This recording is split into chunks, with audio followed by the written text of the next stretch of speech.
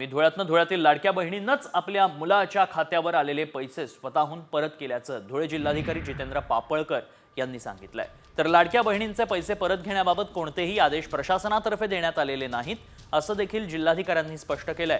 धुळ्यातील नकाने येथील भिकुबाई खैरनार यांच्या लाडक्या बहीण योजनेचे पैसे आपल्या मुलाच्या बँक खात्यामध्ये जमा झाले होते। चूक असल्याचं लक्षात आल्यानंतर लाडकीनं प्रशासनाकडे पैसे परत केले।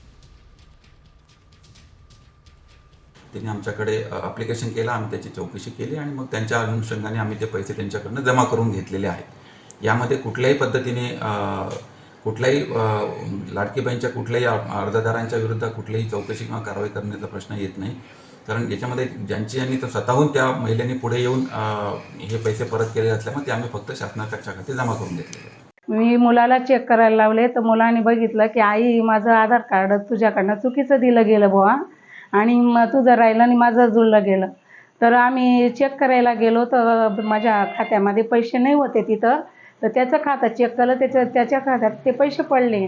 मग आम्ही लगेच बालविकासला गेलो, साहेबांना भेटलो, त्यांच्याशी बोललो। पैसे जमा केल्यानंतर माझं परत दुसरं कागदपत्र तयार केलं तर ते मला पैसे परत चालू झाले।